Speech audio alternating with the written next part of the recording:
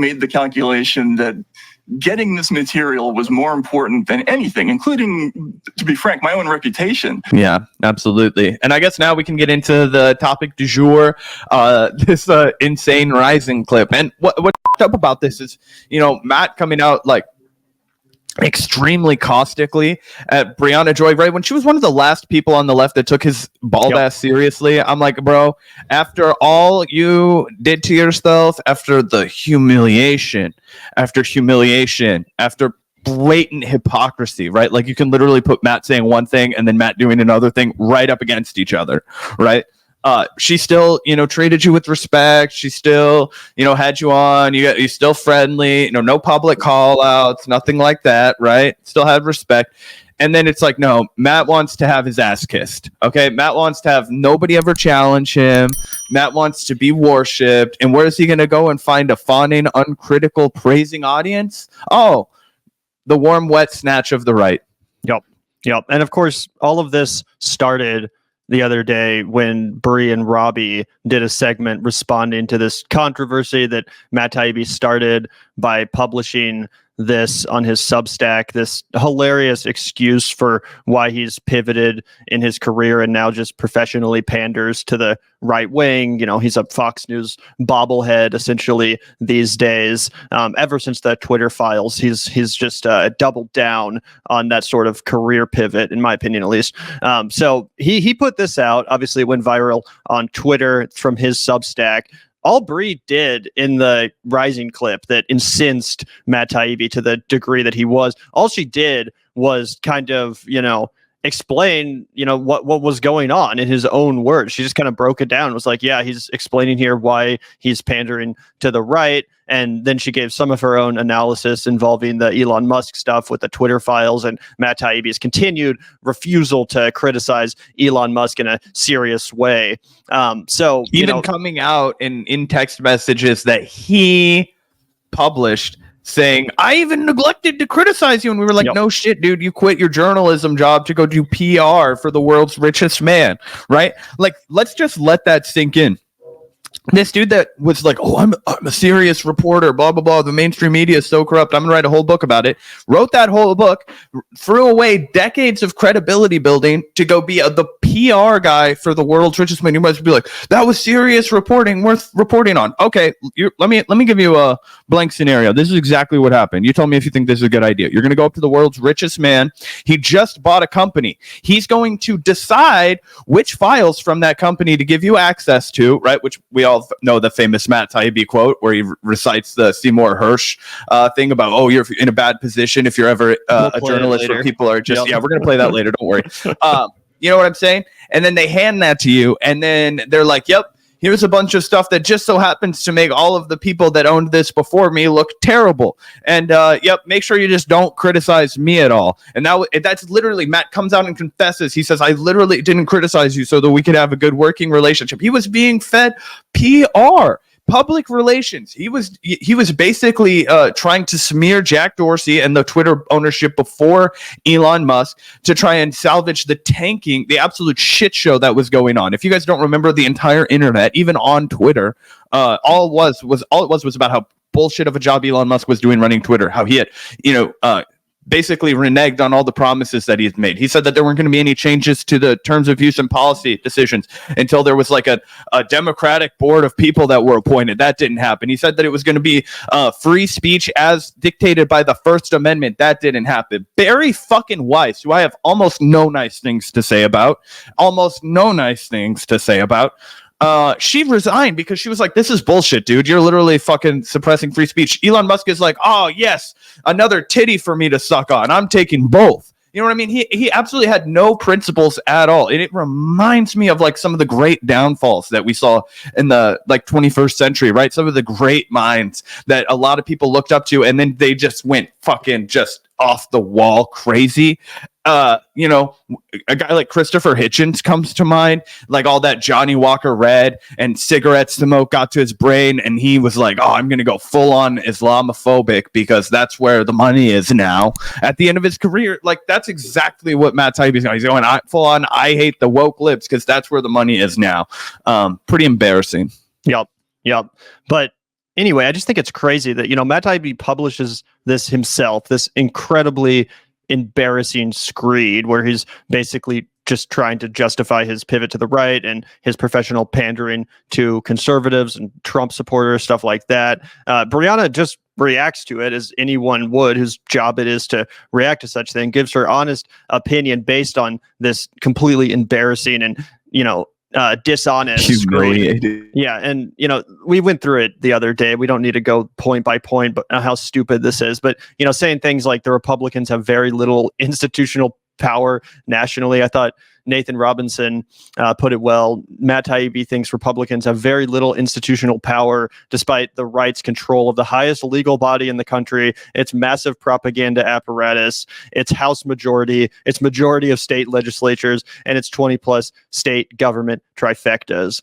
So, I mean, he's just lying. Matt Taibbi is straight up just lying to try to justify to his audience and to people who at one point respected the guy what he's doing with his career and why he's pandering to the right wing. He immediately got called out by not just people on the far left like Nathan Robinson, but also Zac Gavin, which is what inspired the original Rising video that got Matt Taibbi so pissed off. Here you guys can watch just like a few seconds of that to get a sense of what Brie was saying. The point that he's making there, that he perceives there to be a shift in what his focus is now as opposed to what he did in the earlier era of his reporting. And he is not someone who is at all hesitant, frankly, to talk about things that are controversial or get you a lot of blowback from the left or liberal media sphere. I mean, people really go after Zac Gavin for a lot of the same reasons that people go after Matt Taibbi. Yeah, I was surprised to see him. But yeah, basically, Brie just trying to explain why Zac Gavin was going after Matt Taibbi and showing Matt's own quotes to kind of prove that, this is stupid. This is not. She used kids' gloves on him, frankly. Oh, totally. It was completely mild, as usual. Brie, incredibly respectful. But even the mild criticism was too much for Matt Taibbi because I guess he sent a pretty long and angry DM to Briahna, which inspired this appearance on The Hills Rising that we're about to react to. He comes in pretty hot and is pissed off throughout the entire appearance. I've never honestly seen a podcast appearance with Matt Taibbi where his feathers are this ruffled. Bro, he's such a little toddler, bro. He's a petulant little child. He comes off like such a whiny brat when he's triggered. It reminds me, I do you remember the Mehdi Hassan clip where he's just such a little petulant twat on there, even though he basically invited himself onto the show, showed that he was way over his head. He couldn't debate what he was supposed to talk about when he came on there because he's lazy and he doesn't like to do actual work anymore. He's still butthurt over the Mehdi Hassan humiliation. Dude, and also the fact that he's constantly having to reckon with the fact that these decisions that he's made to go for the easy money have real consequences, and you can't just project and get pissed off when people call you out for it. It's like, go ahead, mauled. You're 5 years old or however the hell you are. Do you think this makes you look good? Do you think this makes you look like a reasonable man? Look at the gray beard now. It's like, come on, bro, you're not 25 anymore. You can't act like this. Yeah, exactly. So let's take a look here, guys. This one's surprisingly spicy. When I clicked it, I was not anticipating just how heated this gets. Again, Briahna trying to basically diffuse the tension and just have a respectful discussion about where they disagree. Matt Taibbi trying to make it all personal and just going full narcissistic. So let's check it out, guys. This one's pretty funny. Cool. I'm keeping my headphones on, but I'm going to pee really quick. Twitter Files journalist Matt Taibbi found himself in a spat on X with journalist Zac Gavin over the kinds of stories that he chooses to report on.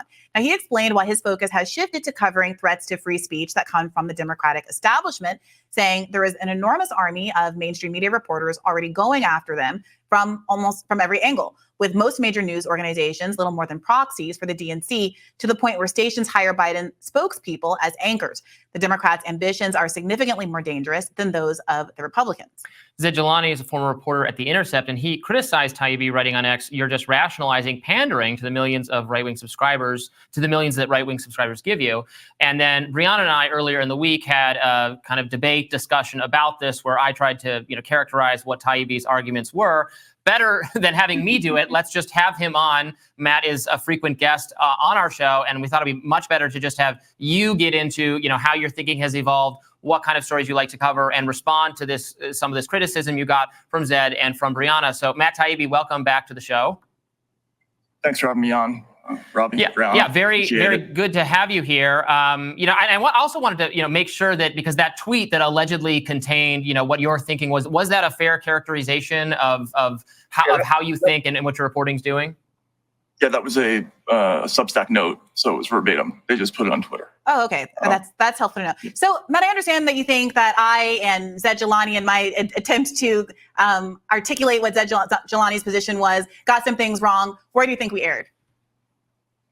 Well, Briahna, I mean, I don't want to be difficult about this, but there were a bunch of things on your show that were, I thought, were concerning. Number one, you said that I waited a year to tell everybody what happened with Elon. I actually didn't do that. I announced it the day that it happened in an article that I know that you read because you've referenced it on the air before.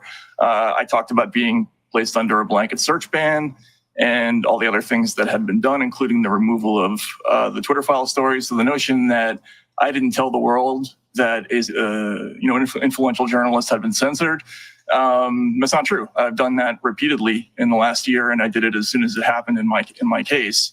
It's also not true that I've declined to criticize him in the past year, and that I've.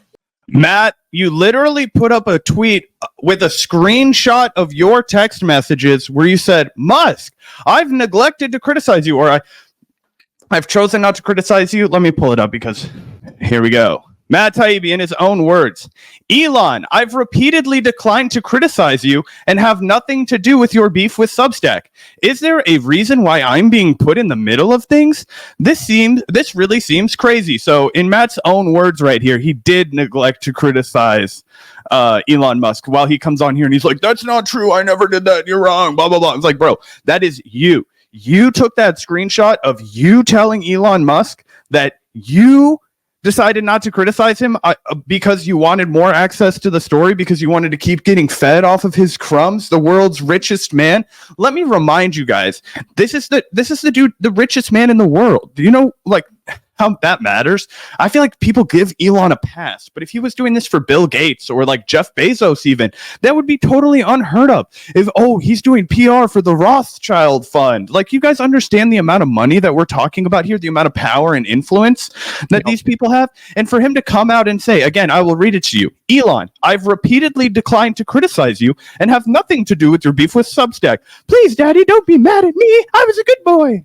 Yeah. And let's remember, guys, that by the time Matt Taibbi finally did get around to criticizing Elon Musk, even though it was in an incredible mild fashion when it finally happened, it wasn't because Elon Musk completely betrayed the principles of free speech that he, championed so intensely, and the values which he used to supposedly recruit Matt Taibbi to write the Twitter files in the first place. No, he didn't call him out over that at all. He called him out over a personal petty beef because Elon Musk was threatening Matt Taibbi's livelihood by trying to make it so that you couldn't post Substack links on Twitter anymore, which, by the way, is bad for Matt's business. He has a lot of Twitter followers that now don't see his Substack articles going out to their feeds, right?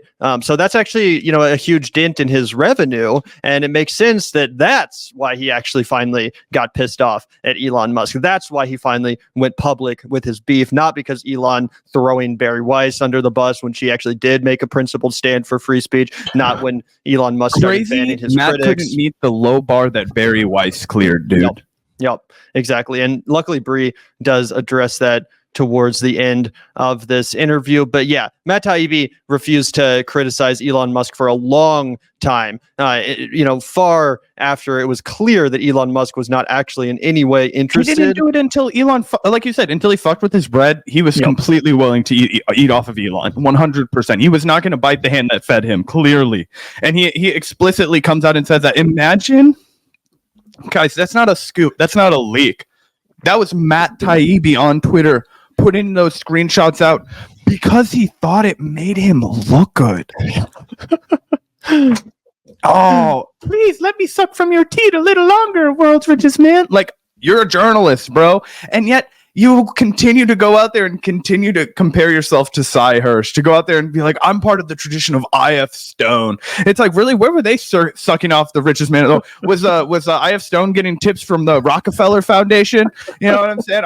Here, I got a great idea. You know, his last big project was actually to work with Dick Cheney on recovering the image of Halliburton. Gotcha. That's great. I'm proud of Cy. That was great. That would be a great cherry on top of his long career, right? No, of course not. That's not what people do. They don't just take a fat shit. You know, we talked about how Aaron Maté was in his Dunkachino era, where Al Pacino basically just shat all over his entire career by being in that dumb Jack and Jill movie with Adam Sandler. It's like, oh, you just have no respect for your craft anymore. This isn't exciting for you. Dunkachino. It's fucking anyway, that's where Matt Taibbi's at. He doesn't care about his craft anymore. He doesn't care. And people in the comment section, I can already see the Matt Taibbi stands coming out and be like, what have you accomplished? It's like, dude, at this point, Matt Taibbi has to argue with a 26-year-old bartender who makes comedy videos on YouTube, right? It's like Jon Stewart going on Crosswire. It's like, bro, I go on after a comedy puppet show. You call yourself a fucking journalist. I call myself a fucking podcaster. I call myself a dumbass with a microphone. Okay, a bartender. You know what I mean? I have hand tattoos and no job prospects. I don't have a single dime in my 401k. I just got health insurance for the first time. That's the bar you're trying to clear? I thought you were some world-class journalist, bro. Yeah, dude, and just a reminder, you know, Matt Taibbi these days likes to act like, oh, you know, I was always critical of Elon Musk. Or what? No, you fucking weren't. Let's take a quick trip down memory lane and then just take a look at a few seconds of this Joe Rogan clip. This is not the iconic one that we are going to play later, but this is one where Matt Taibbi and Joe Rogan are talking about the Twitter files and just you know, get a load of the sickening description of the world's Elon Musk. Richest man. Yeah, the fucking oligarch, the billionaire of billionaires. Yeah, just listen to this, guys. This is beyond parody. It's so strange to get such a peak, because I don't think anybody ever anticipated that something like this would happen, where Twitter would get sold to an eccentric billionaire who's intent on letting all the information get released. Yeah, I mean, I think Elon Musk essentially he spent $44 billion to become a whistleblower of his own company. Yeah. And I think they're just both imagining that the Shure mics in front of them are Elon's penis. And they just are, whoa, they're like fighting over it. They're like, Elon stands above them as they drop to their knees. You know, they're fighting over who gets to take the shaft and who has to suck on the balls for a second. Yep. So that was the way Matt Taibbi actually talked about Elon Musk and the whole Twitter files project, until it began to threaten his own bottom line. Like I said, when, you know, Elon Musk decided to ban Substack articles. But with all that in mind, let's keep watching a bit more of this. Me about, say, for instance, Elon's speech policies with India. You said that the Twitter file searches have been done, and that as far as you understood it, oh, by the way, guys, them all in one cache at the. If you weren't following, that he's referencing his public humiliation on MSNBC when he was tweeted out by Mehdi Hasan. See, the thing is that Matt always takes the bait on Twitter, but he lost the Riz. You know what I mean? It's like a former boxer that's like trained to always want to take the fight.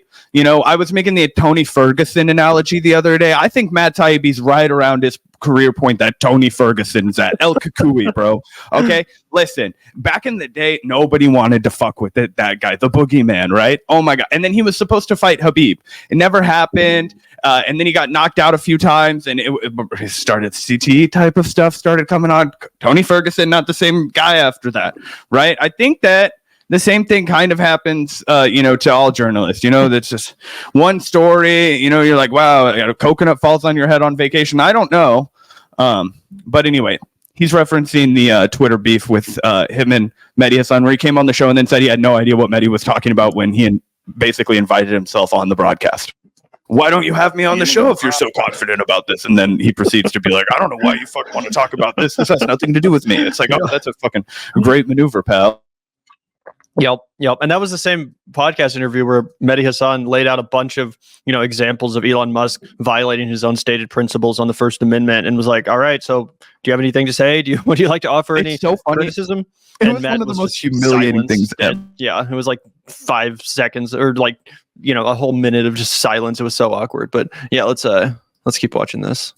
Process. I don't know where you got that from. I'm actually curious to ask, because that wasn't the case. We had multiple, it was dozens of different document dumps, and we were getting. By the way, basically what he's doing is just nitpicking everything Briahna said in like a 25-minute long segment and being like, well, technically, you said that the document search was conducted this way, but actually it was conducted this other way, which is basically the exact same as what you described, just slightly different. And you wouldn't even know that because obviously you weren't part of the Twitter files. Like, it's just obvious nitpicking bullshit. Briahna was 100% on point with her criticisms. She was 100% on point when articulating what Zac Gavin was trying to express with that tweet. And all Matt Taibbi has is just like, technically, he's talking about it like he is Twitter, right? You know, he's talking about it like he is on the corporate board of Twitter, and he's trying to defend what they did, as opposed to, oh, well, I mean, like, he's talking about it very much like an insider. And yeah, he does sound like he's about to cry.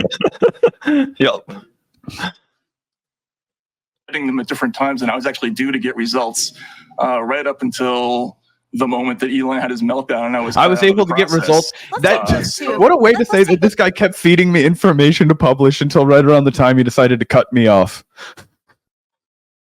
So 100%, I'm not as clear on the timeline of how these things happened as you, but the core point that I was articulating and that I think was reflected in some of the pushback that you've been getting is that we have from you in those aren't core point issues. Those are fact issues. I completely can see them. I have no investment in a misstatement that I made. So I want to get to what I meant, so I completely concede. But the core issue from my perspective is not the specific timeline, which I completely accept. I may have misrepresented or misremembered, but your own statement in the text messages that you released between you and Elon we pulled those up, in which you said, quote, Elon, I've repeatedly declined to criticize you, and I had nothing to do with your beef on Substack. So can you appreciate how people could read a statement like that and say, well, obviously at some point, Matt Taibbi had criticisms of Elon Musk that he chose not to make public. And maybe there's a very good journalism reason for you to think I'm doing this so that I can maybe there's a really good journalism reason for this. That's completely.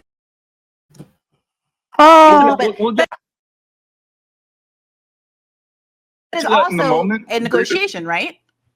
Briahna, we'll get to that in a moment, but you also went into a whole tirade about how I waited a year to release the information that I had been censored, and that is just totally factually untrue.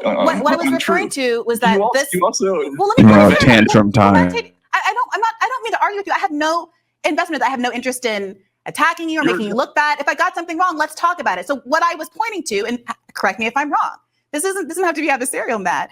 What I was pointing to is the fact that these text messages are from April 10th of 2023. And the reporting on the text messages is from February 16th of 2024. That's the year gap that I'm referring to. So help me understand why is it that there was the release, the reporting on the title of this New Republic article, for instance, called Twitter Files, Matt Taibbi says Elon Musk sent him unhinged messages. That reporting happened in February of 2024. But the messages themselves are dated April of 2023, almost a year before. But Briahna, you know this because I'm not going to respond to this because that would be very incriminating. I know this because like Gish Gallop. Here we go. You've referenced the article that I wrote. The day that happened, I put out an article on my site called Meet the Censored: Me that detailed everything that happened, including the fact that I have been placed under a blanket search ban, and that my own Twitter files have been taken down temporarily from Twitter. In fact, I had to explain this when you had to post your own L's and admit that everyone who was like pointing out how fake Elon was on censorship was 100% correct. When it came around to bite you in the ass finally, and you had to come out and cry about how now your Substack revenue was down. Yeah. Okay, wait, listen. Can we pause this for a second? Let's just lay this out. We gave Matt his flowers at the beginning of this live stream, right? I was one of Matt's first. I was definitely among the first wave of people that signed up for Matt's Substack back when it was for the the business secrets of drug dealing, stuff that he didn't feel like he could get a book deal on, and something that he wasn't publishing for Rolling Stone, where he still wrote at the time, but he would publish it chapter by chapter, the same way he eventually did Hate Inc. That was back when it was, I think it was called TK News. Then maybe it was matttaibbi.substack. I don't remember exactly, but that was when I started reading him all the time. I'm not a hater, but Matt Taibbi, who I have read and followed the career of for at least the last 8 years really closely, And I've gone back and read all of his past works, or like a vast majority of them, like a lot of them, all of the Rolling Stone archives, paid for the back things, all that shit, right? I liked his work. He wants me to believe that as a grown man of 50 years age with a lifetime of experience in journalism, and by the way, after a lot of people had been very vocally critical of Jeff Bezos purchasing the Washington Post, he wants me to believe now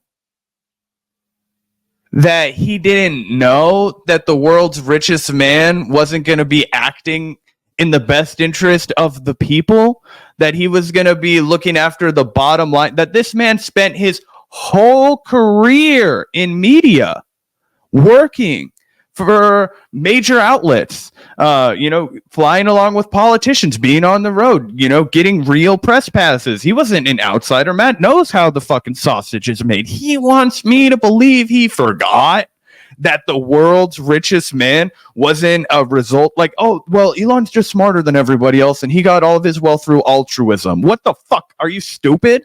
You don't think corporate conglomerates are like gonna exercise their control? And not only that, dude, you're doing their PR work. You're like, oh, I just believed it. And I think he just really wanted to believe it because the money was there, man. And now he is reaping what he fucking sowed, and he wants to have a tantrum about it. And he wants to blame everybody else, and he wants to take shots at Briahna and nitpick her reporting as she has no reason to come after him. She's being so nice to him, bro.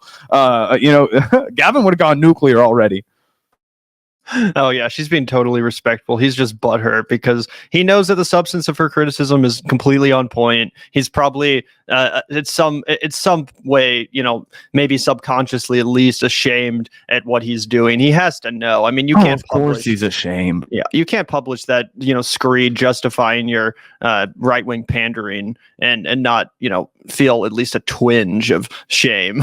A lot of right wingers are just dudes that tried to make a living standing by their convictions and then realized that they were never going to be able to make as much money as they could by being right wing spokespeople, and then they do pivot, right? The Dave Rubin example, which we'll get to in a glorious moment of just desserts at the end of this. Speaking of right wing pivots, but also people like Tim Pool. A lot of people don't remember that Tim Pool cut his teeth in the Occupy movement. He was an on the ground, we are the 99%, us versus them kind of a guy.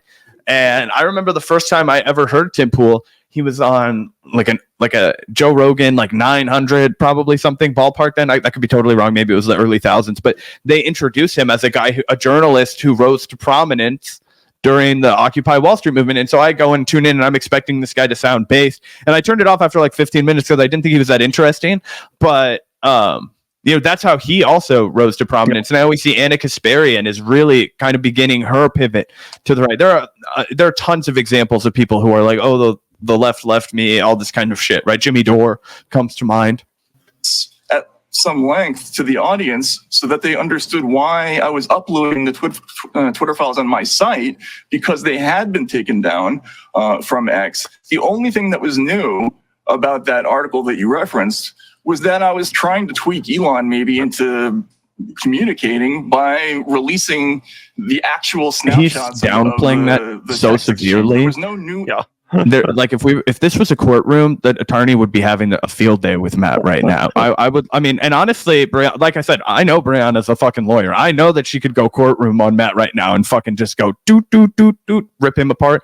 Looks like the feds got Gavin, but that's okay. I'm prepared to wax about this for a while. But yeah, basically downplaying the fact that he was quiet for the billionaire. And the only time that he really gets upset with it is when he fucks his money up. He just brought it up again. He was like, I had to put it on my site because he was going to take it off of X.com. And it's like, dude, that was already information he gave you. Clearly it wasn't shit he was worried about getting out. It was shit that he didn't want you to get paid for so that he could manipulate you, which is what rich people do, pal. You were a pawn in his game. You ever listen to Bob Dylan?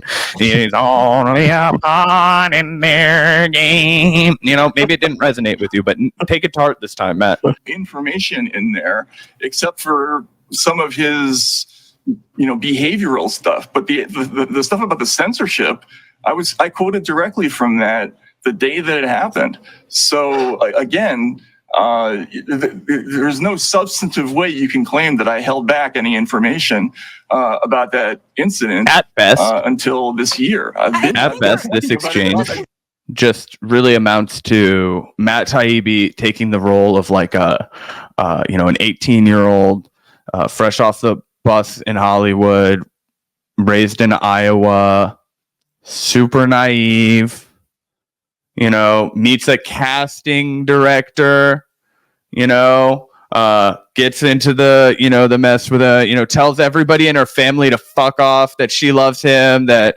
he's going to make her a star, that, he's serious and you guys don't know. And they're, and then, they shoot a softcore porno together and he develops the film, and then never hear from this guy again, right? And that lady's like telling her whole family, being like, I didn't know.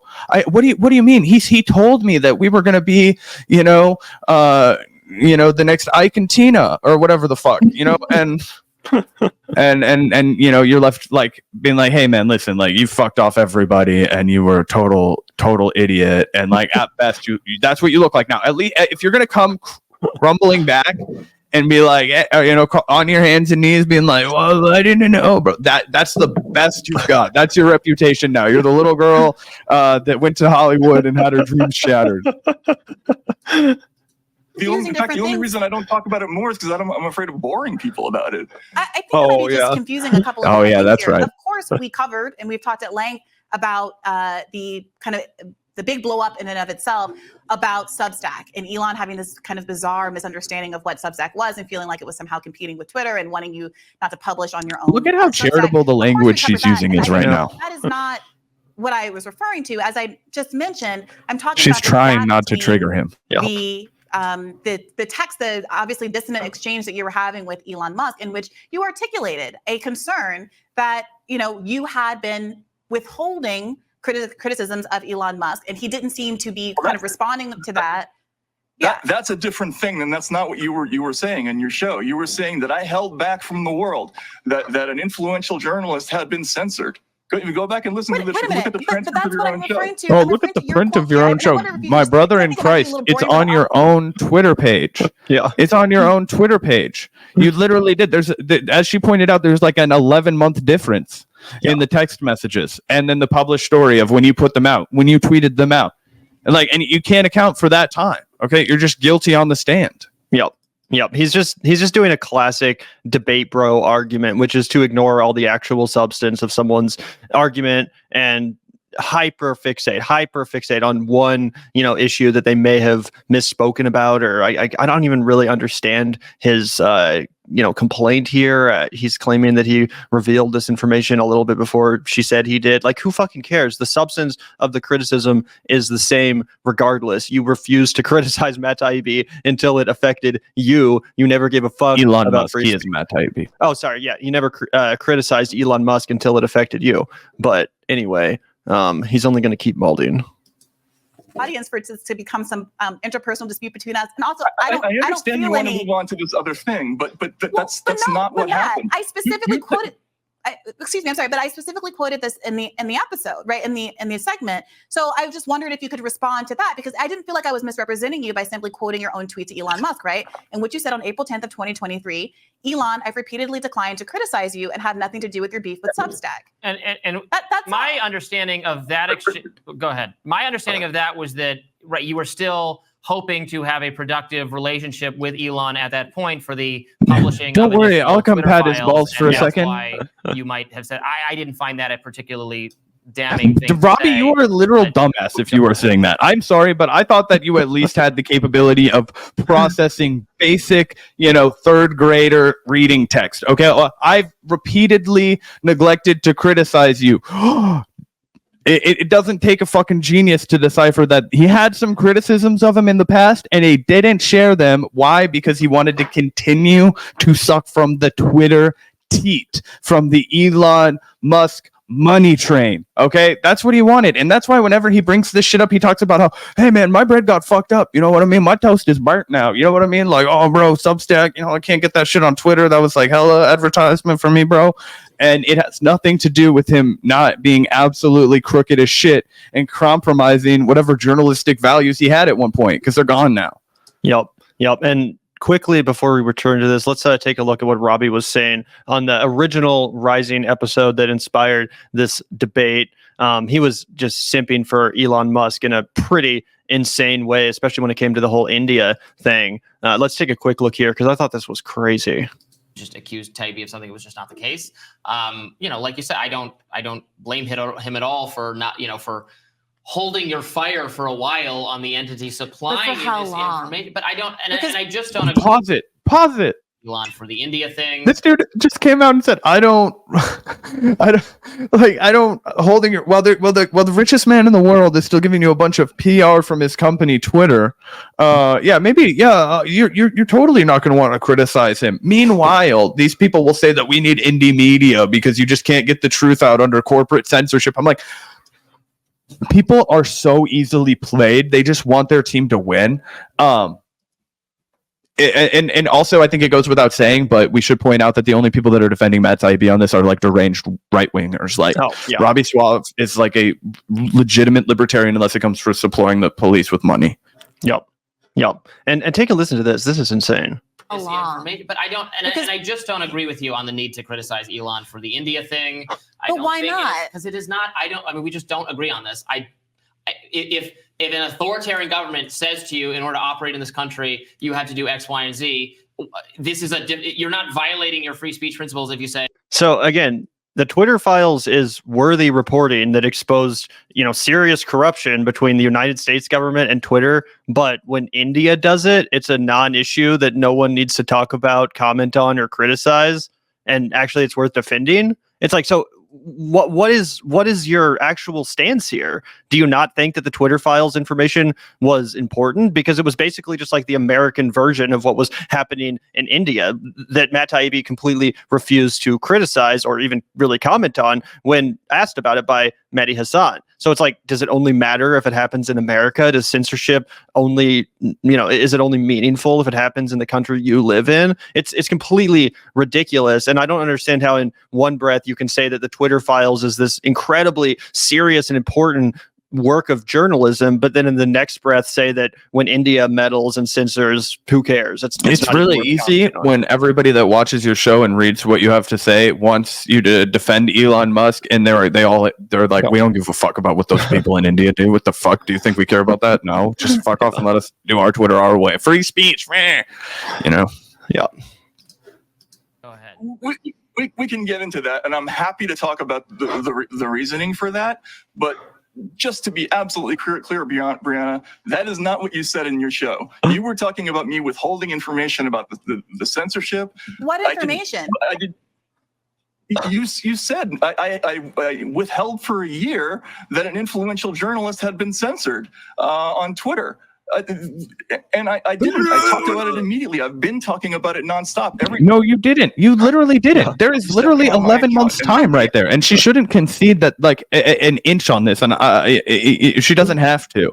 Like the articles that came out that he's talking about were from like 11 months apart. Like it wasn't like he came out the same day. Oh, I sent this tweet to Elon. Like the reason that he put the tweet out was because they'd been working for so long together and he hadn't criticized him. So the question remains, the elephant in the room is on what issues, for how long, at what cost, what were those things? That's what she's trying to get. And when he's like, that never happened, I never said that. It's like, you literally did, dude. You can't backtrack out of it, no matter how you try and gish gallop or say that wasn't at this time or I immediately said something. It's like, no, dude, your own wording, your own like desperate plea for this guy not to fuck with your money was really incriminating. And then for absolutely some reason that I'm thankful for, as somebody who honestly called this one from jump, but you say it yourself. You dig your own grave, bro. Now you're laying in it and you're bitching from the bottom. You're like, I did this grave. Like, yeah, dude, you fucking did that. You dug it. I'm genuinely confused, and I perhaps don't have I obviously don't have the kind of mental capacity and encyclopedic memory that you've demonstrated in all of your public appearances and in your reporting over the years. So I apologize if I genuinely just don't remember what you're alluding to. Can we pause it? Can we pause it? Is wanting to She fucking got him right there. She was like, listen, dude, if you want to, I think that was a warning shot. I think if I'm sitting in that studio, I'm like, Briahna just fired a warning shot. She said, dude, do you want to fucking play this game? Because dimes to dollars, like Briahna's way quicker witted than Matt Taibbi, especially on a microphone. So it was basically like, bro, do you want to step in the cage with me? It's kind of like when you're in Taekwondo class when you're a kid. There's like a couple of grown-ups in the grown-up class, and one of the grown-up guys is like Michael Scott. And he wants to like flex on the Taekwondo instructor, and the Taekwondo instructor is like, bro, if you do this again, I will put you the fuck out. And show to everybody like, hey, this isn't come and fuck with the Taekwondo instructor class. You know what I mean? Understand what it was, what was being withheld, as I understand it, as I'm sitting here today, what I believe and what I think the criticism that is legitimate of how you handled this is, as opposed to all the illegitimate criticism that we talked about at length on this show, is what you were declining to criticize without having a better understanding of what that was. Maybe we can just talk about what that was, and we can see maybe it was things that are legitimate to withhold if you think it's going to continue a relationship where you're getting a lot of important journalistic content out of it, right? Or maybe it's not. And I think what would be clarifying is to have some insight into what you meant by decline to criticize you. Because that seems to me to be where the bulk of the No, that seems to be what you want to talk about. But let's just be clear. I'll be done with this in 18 seconds, okay? Just to be clear, you made factual mistakes about when I revealed that I was being censored. You made a mistake in saying that I still haven't criticized them. I haven't criticized them over the last year.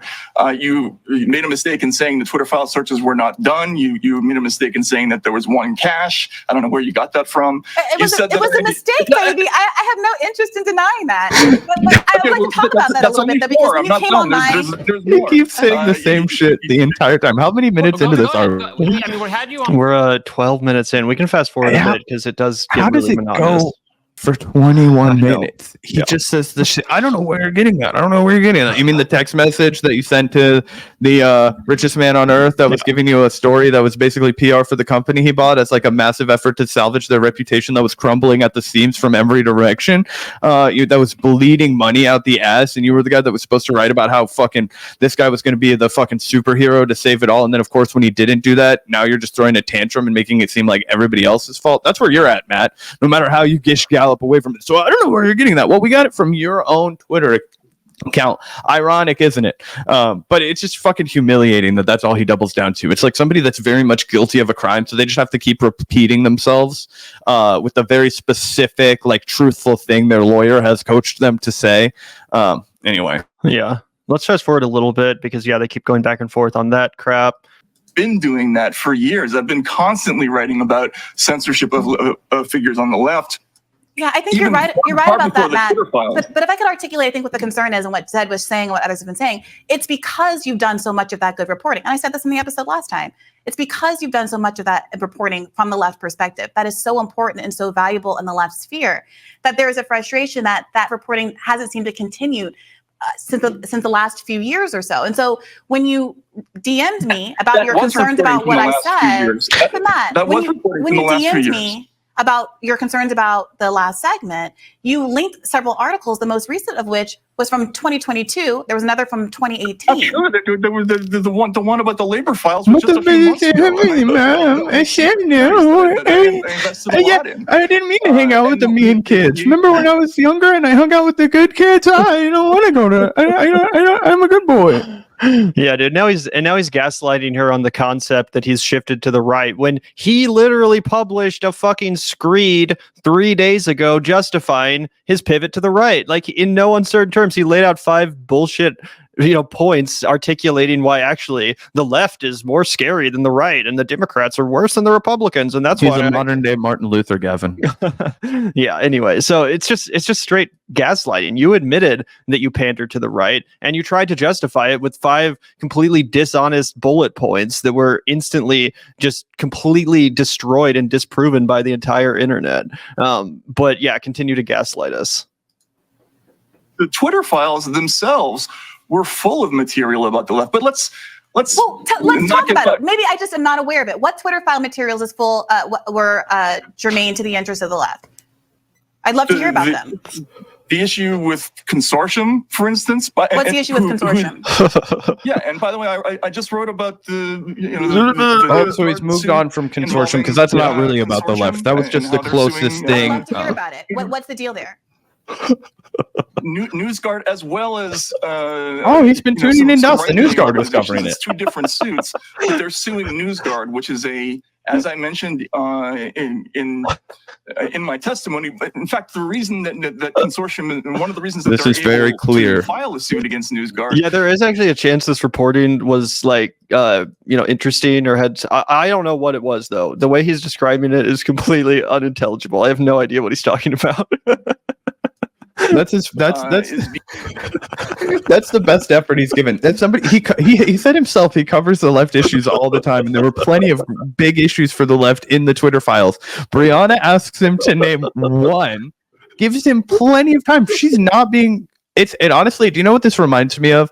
A Bethany Mendel moment where shout out to Gavin for cutting that and making it go ultra viral. When she couldn't define woke after she'd just written a book on it. Like Matt Taibbi, his number one shield in this entire exchange is that, oh no, I do good things for the left. I do the good things for the left. She's like, great. You said there was important stories for the left on the Twitter files. She's like, Lord knows I didn't see those, and I follow your work pretty closely, but go ahead and tell me about those, right? She doesn't say that. She just gives him the floor.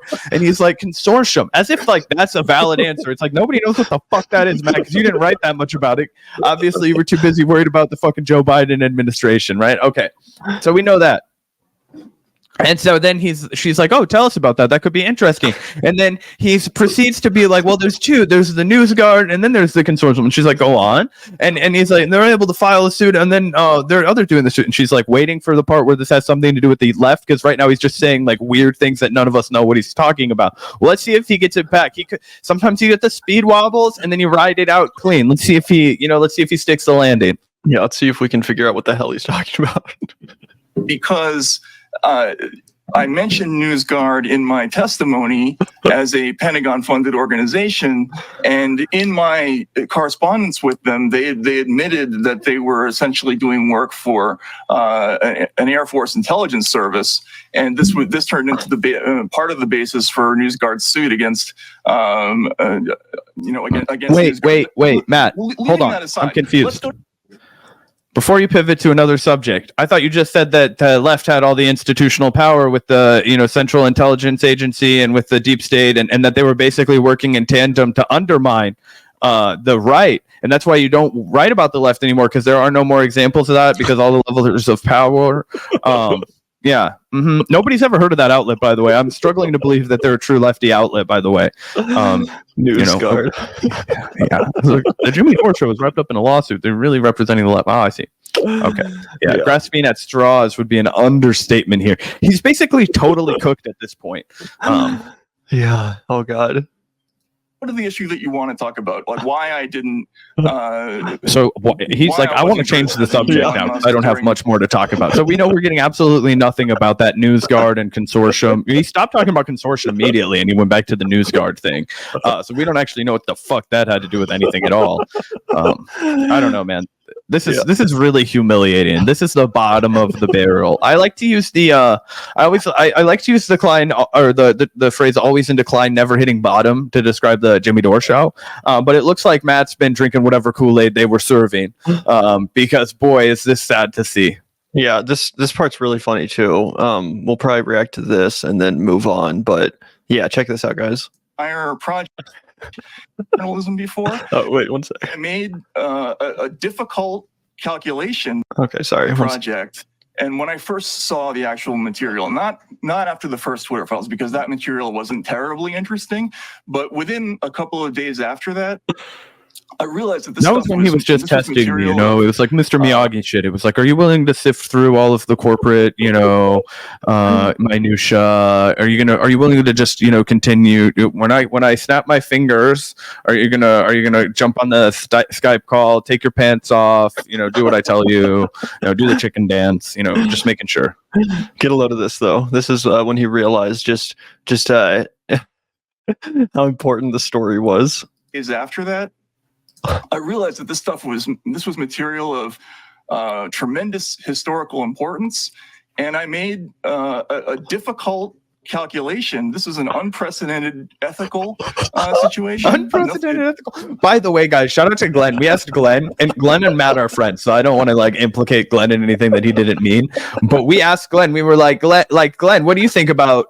Would you have done this? And let's just say, unsummarily, he didn't really think about it. He said no. One, obviously, Glenn was going through some family stuff at the time, so that kind of erased it. But I could see the look in his eyes. He was like, I don't think Glenn would have made that call. I think that was pretty much what he said to us, and I was like, because Glenn is a smart man, and he knows that this ask him that. Didn't Briahna ask him that? Oh, did Briahna ask him that? And we reacted to it. Yes, yeah, potentially. I think so. Yeah, okay, I think so. Me, I'm plagiarizing Briahna Joy Gray. Now we're even for all the Vanguard boys commentary. Me being Cillian Murphy. You know what? I'm actually 3/4 of an inch taller than Cillian Murphy to set the record straight for everyone. It's the era of the short king. For anybody who's